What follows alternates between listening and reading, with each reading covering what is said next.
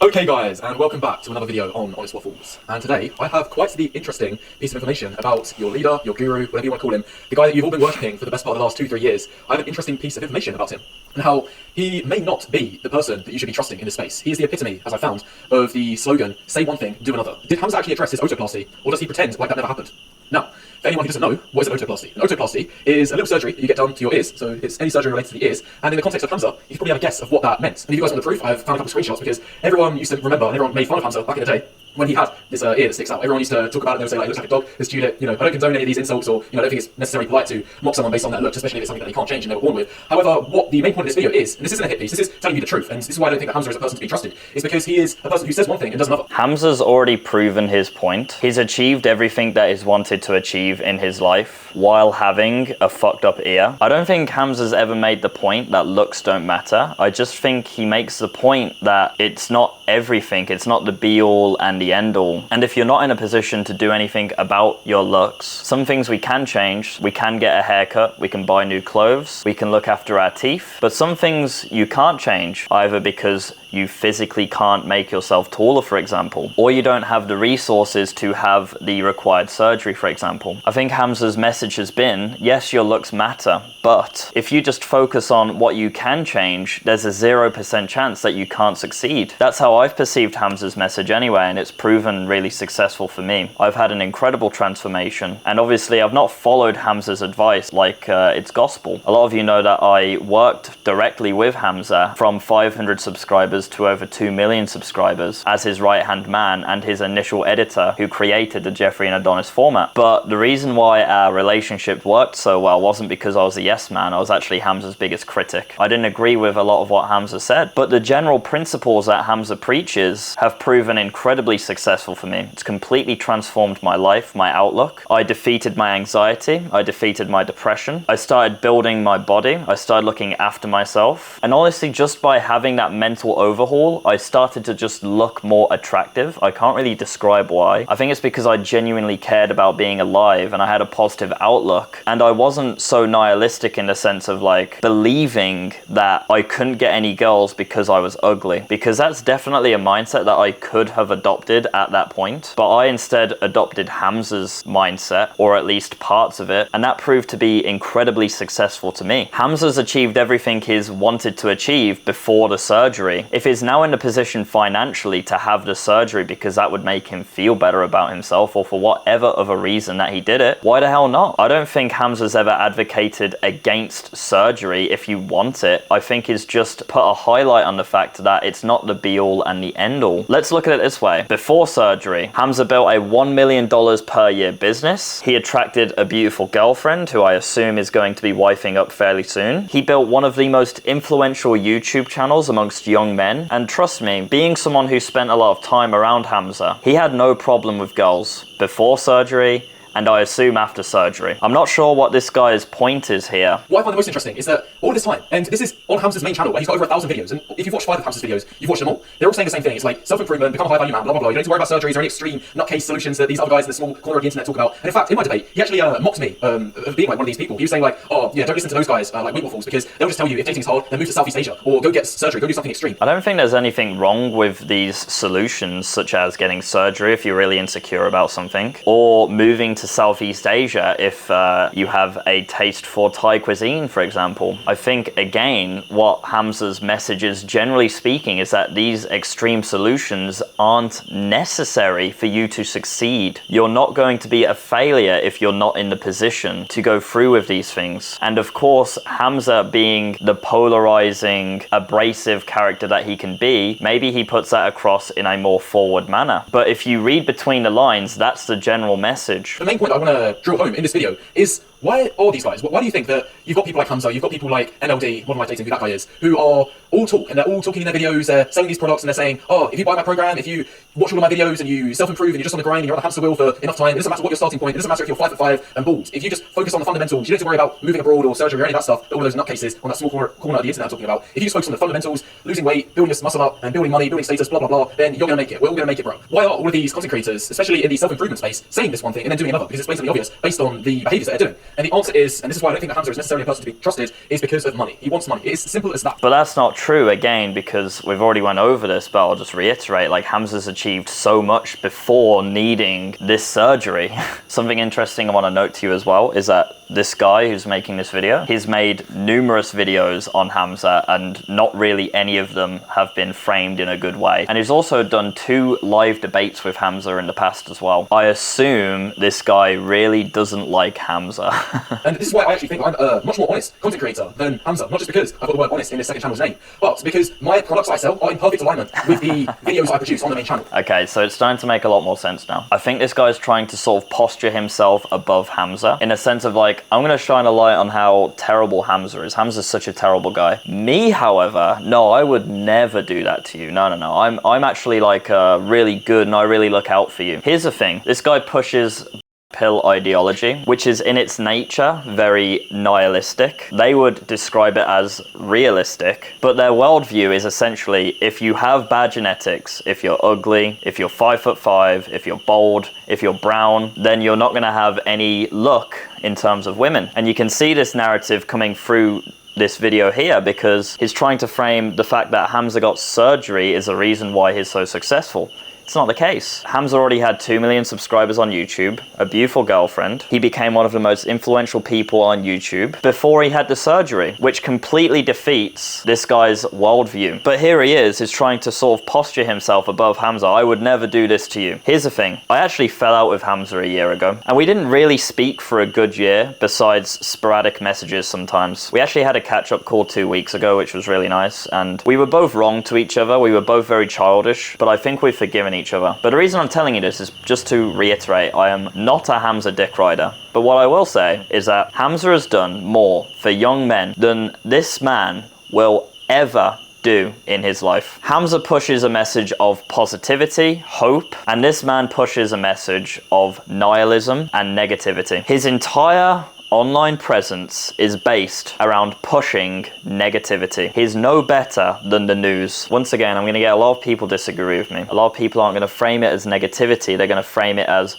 being realistic, bro. And they're going to use very fringe case studies to prove their point. And the problem is with this is that they actually siphon the potential of young men away from them by instilling these beliefs into them. Once you understand that your thoughts will determine your actions, if your thoughts are negative, they're nihilistic, you're actually going to fall into a self-fulfilling prophecy. So if you believe that you'll never be successful with women because you're 5'5" and you're bold, you're not even going to have the drive to do what it takes to talk to the women, because the reward isn't there. You'll never be successful with them, so why even bother? The difference between Hamza and this guy is that Hamza pushes a message of hope, and this guy pushes a message of nihilism. For him to try and posture himself up against someone like Hamza when their messaging is just the complete polar opposite is almost laughable. I don't think everything he says is wrong. I think looks are very important. I think as a general rule of thumb, women are going to be more attracted to men who are tall, handsome, have good facial genetics, have a good jawline. But at the same time, I know people myself who don't have those things, yet they're still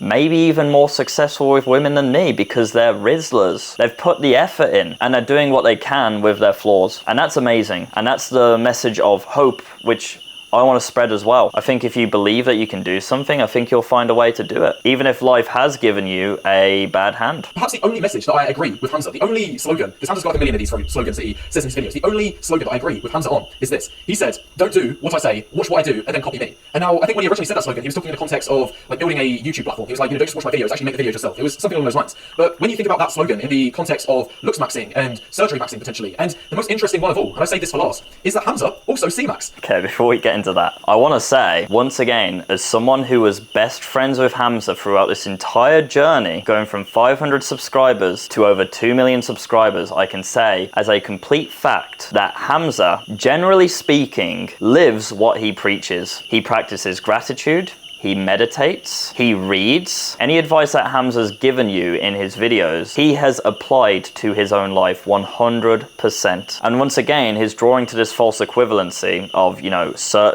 Surgery maxing. Hamza's already achieved everything that he's needed to achieve without the surgery. Now this is interesting. Hamza C-maxed. Which is a solution that he coined as stupid and extreme on my debates a couple years ago. He said that this was a ridiculous idea, and any guy who does that is not thinking straight. He did this himself, because we all know that time a couple years ago where he went to Thailand and he labelled it as like this spiritual journey, or he was just going to live in the forest to make videos and probably be inspiring without Western distractions. It's funny how when he was over there, he happened to meet a girl who was also travelling. And fair enough, it's not the C-maxing that we're used to in the traditional sense, where they're mainly going over to date women who are local to those environments, but even if we put that to one side a second, it is easier to date Western women who are in Southeast Asia than it is in the West, because in the West, you're bombarded with options as a woman, even if you're not that attractive. But when you also factor in the numbers, that the number of people that travel in their late teens and early 20s, not just to Southeast Asia, but anywhere, there's more women that are doing it. So it puts the ratios in your favour as a Western man. Because let's say that you go to a place like Thailand, which Hamza did, and there's one guy for every 2 girls or 3 girls travelling. Now the odds are in your favour. And I'm talking about Western travellers that are alongside, because you're not just going to be meeting all the locals, there's going to be other... Okay, so this part of the video really doesn't make much sense to me at all. The idea of C-maxing, Southeast Asia maxing, is essentially, if you're an ugly guy, then you should move to Southeast Asia, because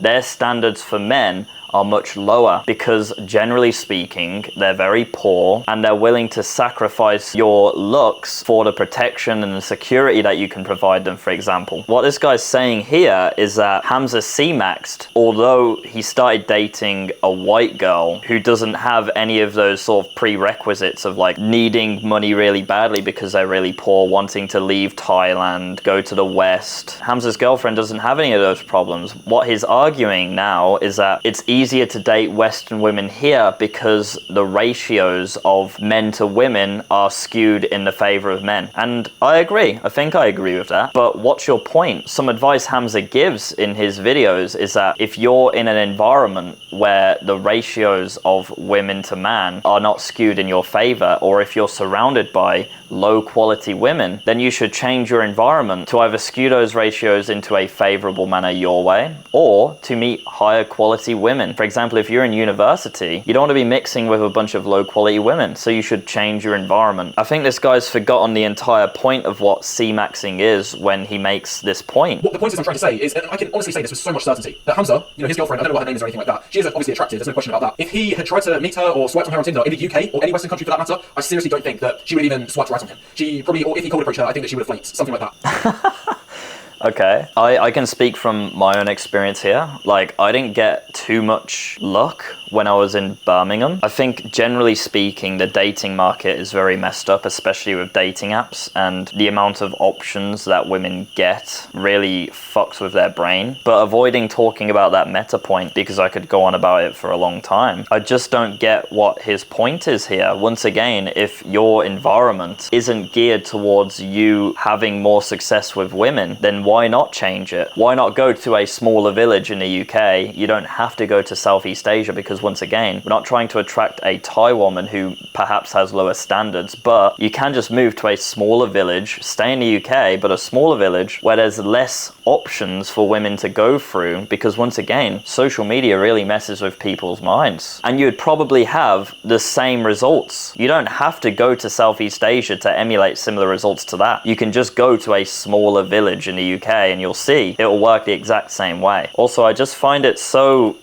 jarring how these guys are so brazen with their insulting of women who honestly don't deserve that. Like Hamza's ex here on the screen, I'm gonna blur her out on my video because it's just so insulting, but he just puts a picture of her on the screen and then goes, the best he could do in the West. It's just summarizing people down into a rating of their face, and it's just so sad and uncalculated. I would say if you're having problems with attracting women, you should look into how socially calculated you are, specifically the type of content that you're consuming. If you're watching really autistic Twitch streamers, that's going to reflect in your personality and you're going to turn women away. And also if you're watching really nihilistic autistic content like this, where you're summarizing a woman's value by how she looks in her face on a scale of 1 to 10, then that's also going to reflect in your personality and you're going to drive very good good things away from your life. Rose tinted glasses, are like, oh my god, an English person, blah blah blah blah, and they're all dreamy-eyed, and they, you start talking because they're one of the few English people there. Then they think that they're a lot higher in comparison to the shorter and less attractive people that are locals. And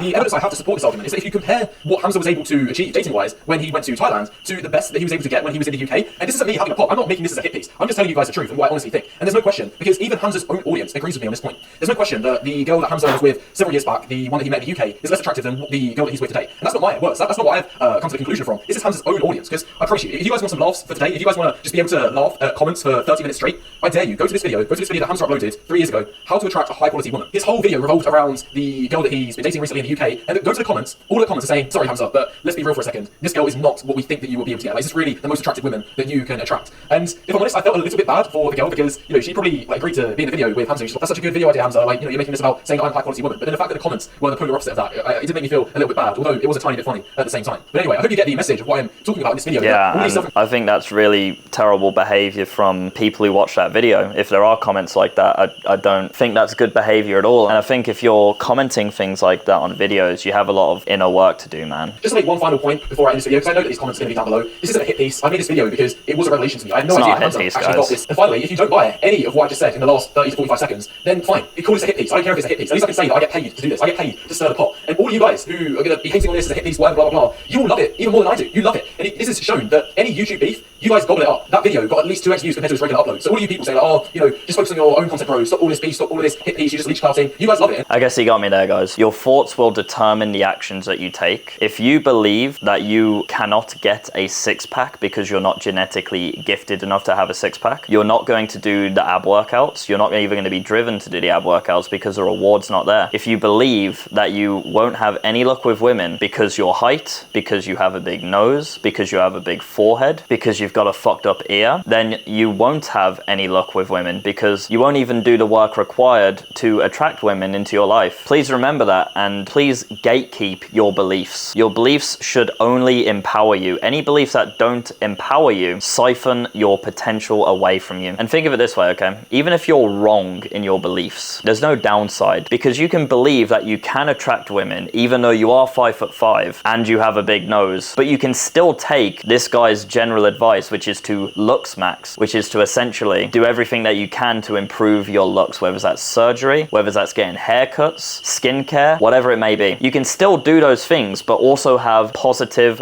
beliefs. And that's the most important thing. I don't think everything that this guy says is wrong. I just think the mindsets that go behind it are just so incredibly destructive to young men. I hope this video helped you, and I hope if you are someone who consumes content like this on a regular basis, that something that I said made sense to you. I'm not trying to convert you to any fucking side or anything like that. I just want you to understand that one core belief, which will change your life. Your beliefs will determine your actions.